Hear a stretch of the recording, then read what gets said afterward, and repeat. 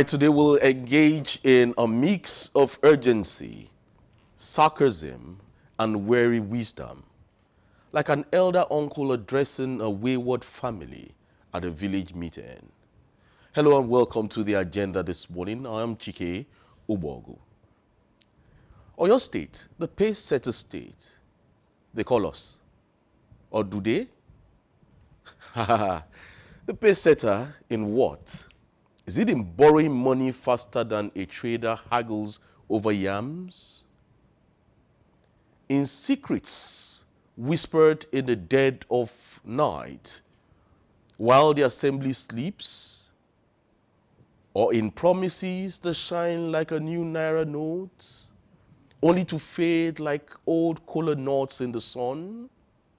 Well, today, and before you, not as a kingmaker, not as a politician with a hidden agenda, but as a Nigerian, as one of you, a resident of Ibadan, born and brought up here in Ibadan. I've wandered through Ogbomoso, I've wandered through Shaki, I've wandered through the Okeogun axis, Ibarakwa. I'm here to talk about the elephant in the room, the ghost haunting our treasury, the 300 billion naira loan, or maybe you call it the 300 billion naira financing package, if you want to dress it up in fine clothes. And oh, the matters are rising. The scandals, the shouts, the secrets that could swallow a future whole. Well, let me take you back, dear listener and dear viewer. Picture this in your mind. It is August 2025.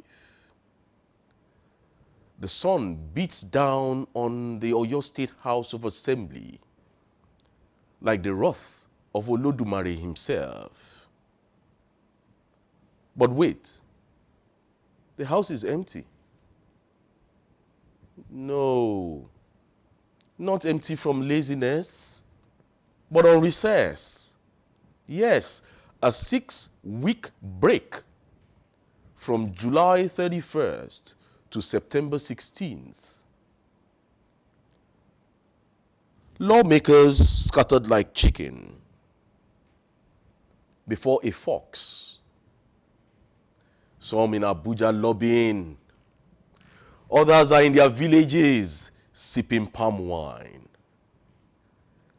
And then, bam, an emergency plenary session.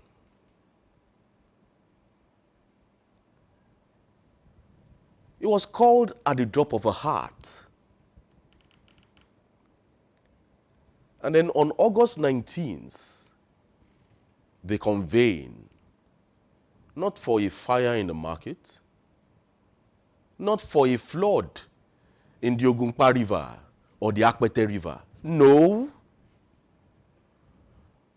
But they convene for money. Big money. 300 billion naira worth of it. Governor Seyi Makinde, our engineer turned salesman, drops the request like a thunderbolt. Approved that very day. Perfected by August 26th. You blink and you miss it. Now, before you think I'm spinning tales from a Nollywood script, let me break it down for you. This is not some fairy tale loan from the World Bank or China. There are no dragons involved in this. It is just our own United Bank for Africa and other local strings. But the government swears it's not a fresh loan. Oh no, it is a smart package. 149 billion naira to refinance an old debt with the United Bank for Africa. You know, like trading in your old Okada. You know, you're trading in your old Okada for a China one at a lower interest. That's how it looks like. It saves us money. That's what they say. And how about the rest? 151 billion naira for infrastructure. Roads that don't crumble after one rainy season. Schools that are not leaking like sieves. Hospitals where the generators don't cough and die mid-surgery. It sounds good, right? Who wouldn't want that? You want that. But hold on, my friends. Let's pause. Or maybe where you're watching me from or listening to me from, you might want to applaud the government. You want to give them some applause. Because here's where the matters arising start. It starts dancing like masquerades at the Egungun festival. Wild, chaotic, and full of hidden faces. Now, the first matter is secrecy. But thick as Iroko wood, Honorable Ibrahim Shitu, that fiery APC lawmaker from Shaki West, jumps up like a man possessed. He screams, "I wasn't there. No notice." Emergency sitting in recess? Does it look like a rubber-stamped governance? Well, Honorable Ibrahim Shitu says this is rubber-stamped governance. He claims not all members were informed. How true is that? He still maintains that till today. The plenary was hushed. The agenda, not this agenda this morning, but the agenda was buried under other matters on the other paper. The Speaker, Honorable Adebo Ogundoyin, fires back. Lies! Everyone was notified. It's all proper. But you know one thing? Whispers say otherwise. Michael, why the rush? Why not wait for a full house? Is it because questions will fly like arrows? Honorable Tobiloba asks, or because the governor's eyes are on the bigger prizes?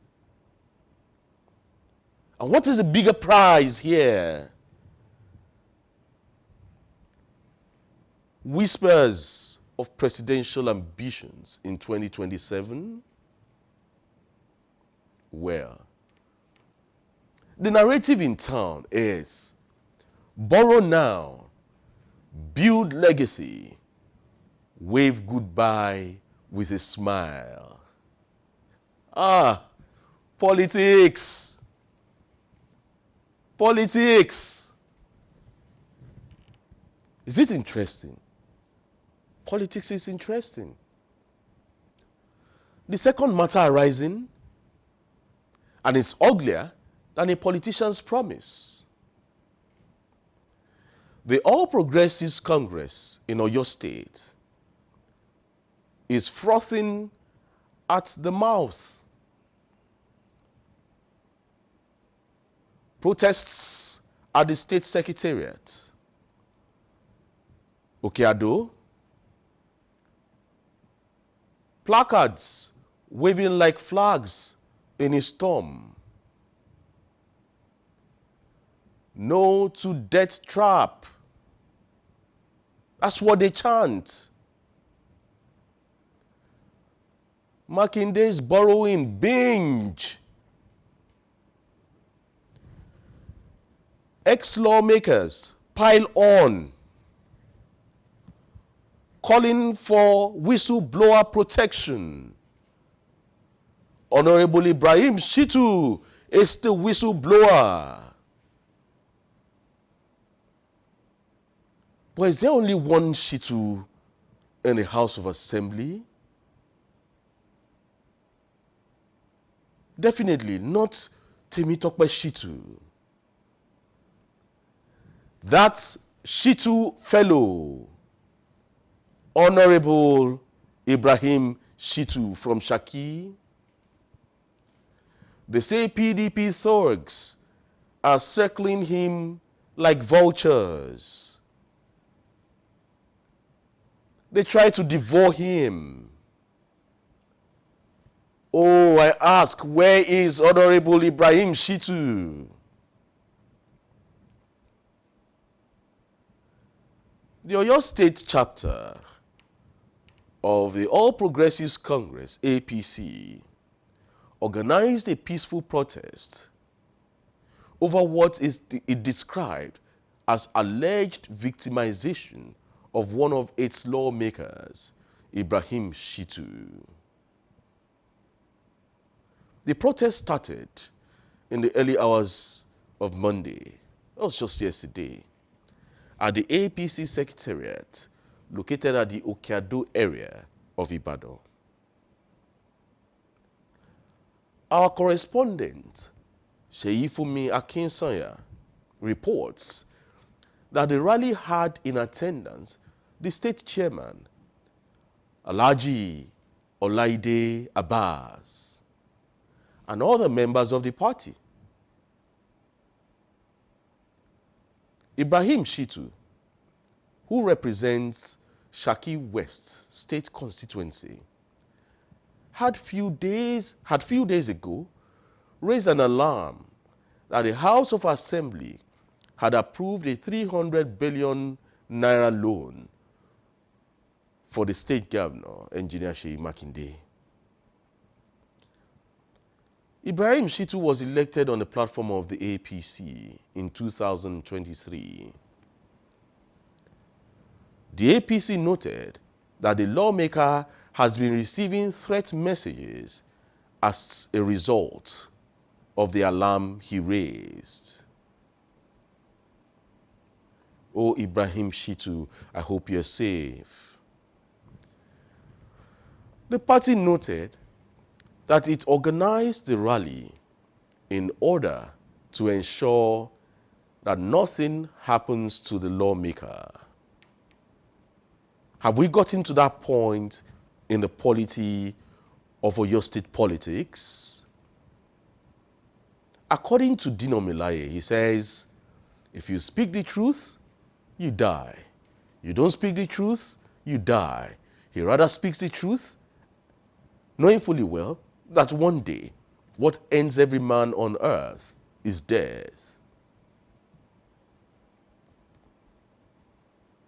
How about the Socialist Party of Nigeria? They don't mince words. They came out to shout, no justification. Oyo's federal allocation has jumped. Some critics say it's 500%. But government admits it jumped by 75%. But even at that, why borrow when the federation account is spilling over?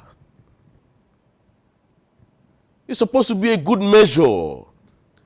Pressed down, shaking together, and then running over. But remember, We have borrowed before. In 2020, for COVID fights and roads, it was 100 billion naira. Between 2021 to 2022, it was about 50 billion naira or even more. And then we have this, 300 billion naira. Oyo's debt profile, are you thinking about that? The debt profile in Oyo State, it is skyrocketing. It is skyrocketing from 100 billion naira when engineer Seyi Makinde, the executive governor, took over in 2019 to over 200 billion now. That's what they say. And with Naira devaluing faster than a bad investment, who is paying? You, me, or our children? Slaving in future to service this beast. But let us hear the defense from government. Are you ready? The government fires back like a well-oiled AK-47. And he screams, APC misinformation. And that's what their spokesman, Beddoes, government spokesman, is saying, APC is misinforming people.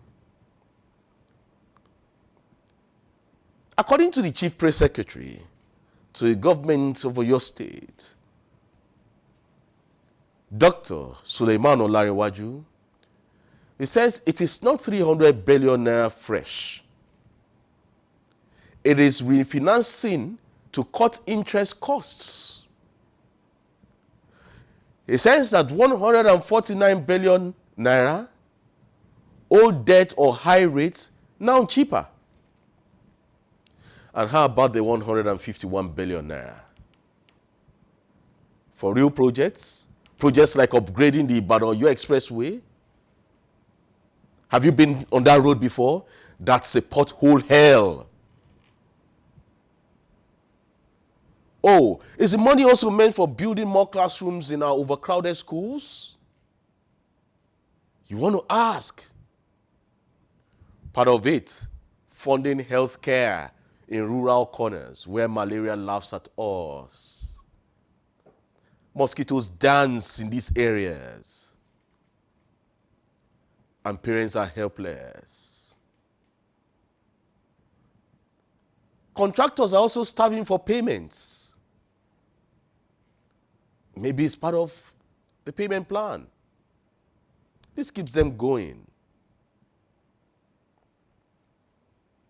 The same spokesman, the CPS, has pointed out two successes. He has talked about Lautech turnaround, saying no more strikes in Lautech.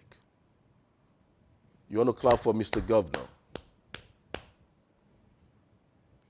Have you seen the money he is saying stretch? That road is gleaming now. The CPS says we are prudent. No white elephant projects. It says transparency is key. But is it?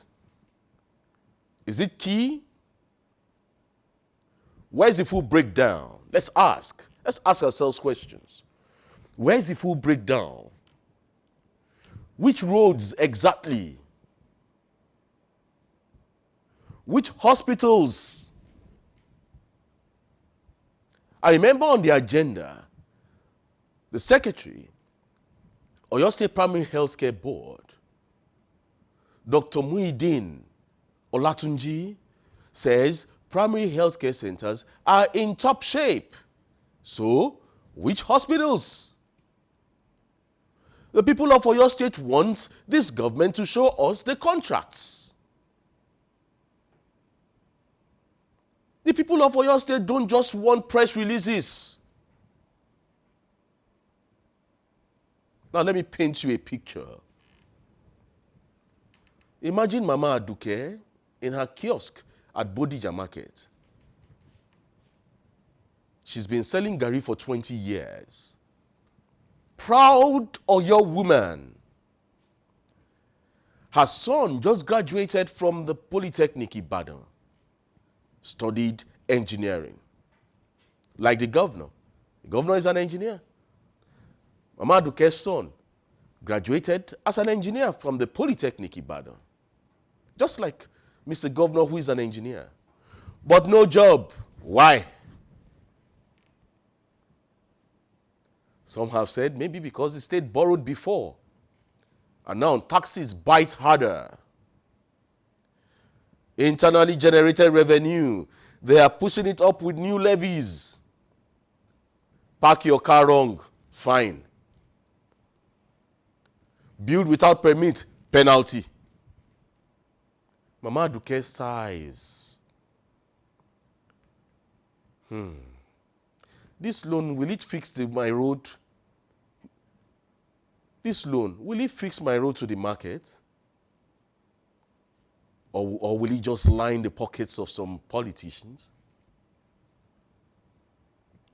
Let's leave Bodija. Let's go to Okeado, where there is a certain Baba Rashid, a retired teacher. Pension delayed again. We're talking refinancing. Refinancing, fine. But with the federal allocation moving up, Baba Rashid is saying, why not pay us first? But you see, these are the real faces behind the billions. Not abstracts on ledger. The real pains. So, what's the matter arising? Don't stop at money. They seep into our democracy like termites in the wood. This emergency approval, it smells of executive overreach. The assembly, meant to check the governor, acts like a rubber stamp.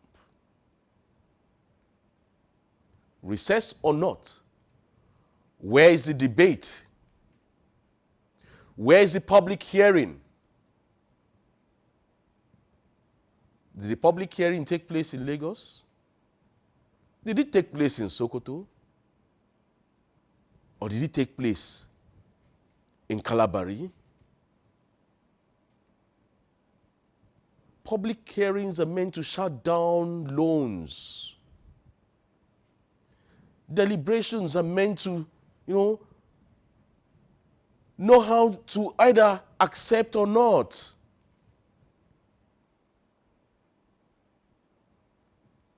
If you follow Rivers State politics, they impeach over less. But in Oyo, silence. Silence. Broken only by opposition howls. And how about the media? Our constituency. Some of us cheerlead, others probe. But fear lurks on. Some journalists are harassed. Bloggers are sued. But is this the pace-setter way? Or are we pacing towards a cliff?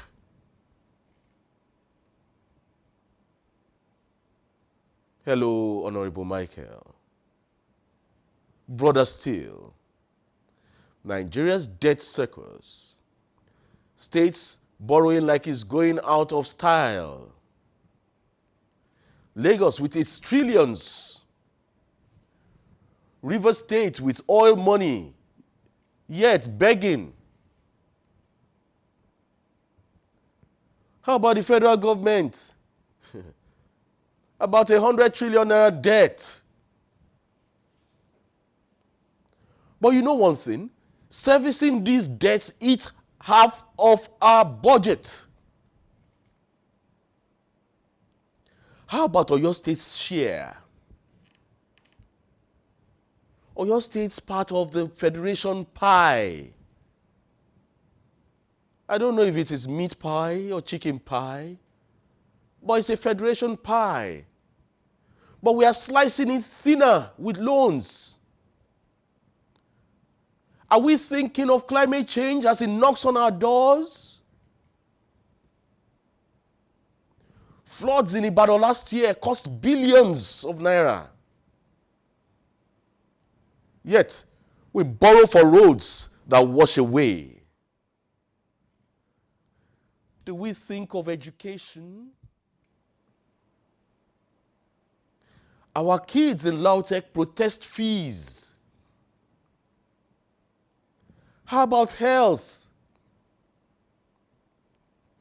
Amotekun fights insecurity, but they are underfunded. But you know one thing? This 300 billion naira loan, if it is spent right, it could be a game changer. You can imagine in your mind smart cities in Ibadan, agro-processing hubs in Oyo town. You go to Shaki, talk about the tech parks. But if mismanaged, well, it could be corruption's shadow. Remember the pension scams of old, or road contracts that vanish. I want to ask you, who benefits? The contractors with fat envelopes? The banks collecting interests? Or is it us, the masses? Mr. Governor, Engineer Seyi Makinde, you rode in on prudent governance. Remember your 2019 manifesto. You said no reckless borrowing. But I want to ask, is this not one? Explain. Oyo State House of Assembly, wake up. You are not errand boys. APC, stop the propaganda. Try to probe deeper. Dear citizens of Oyo State, please demand more. Demand more. Come up with petitions.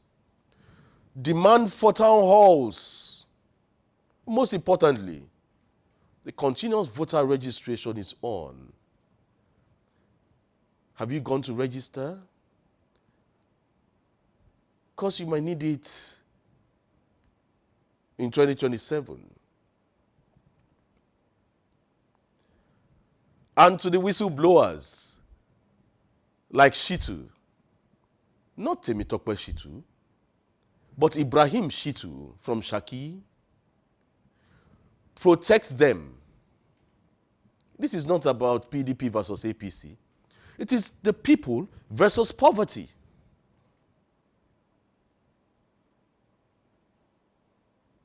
I have poured my heart out like libation to the ancestors. I wonder, will Oyo rise? Or will Oyo sink under borrowed weight? And I ask again, will Oyo rise? Or will Oyo sink under borrowed weight? The 300 billion naira is more than numbers. It is our dreams deferred, our trust tested. What's the call to action? The call to action is simple. Let transparency be our compass. Let accountability be our sword. Or your state, you are the pace setter, not the debt setter. Let's go on this break. When I come back, we'll talk about NUPENG, Dangote, and federal government. Stick around. Don't go away.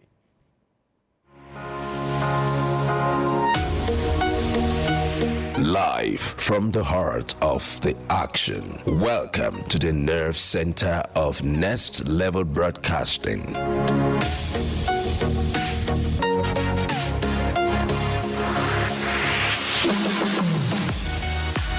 This is the OB van, where the studio meets the street. Equipped with cutting-edge cameras, crystal clear audio, real-time switching, and broadcast control, we don't just capture moments, we deliver the experience live.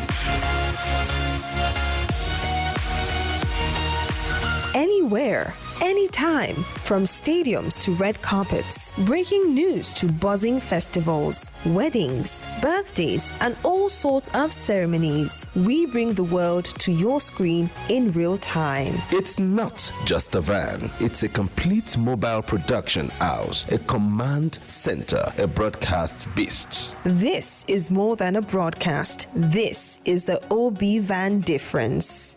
Live, loud, limitless.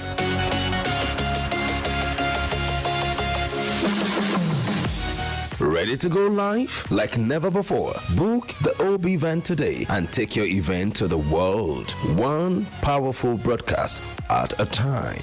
To book, call 0705 506 1061 or 0916 101 1061. Email marketing@dominion.org.ng or visit our socials on Instagram @Dominion Broadcast.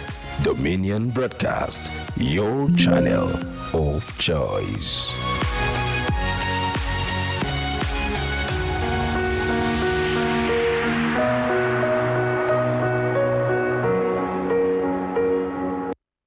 That break, I just poured out my 1 cent this morning on the 300 billion naira loan in Oyo State.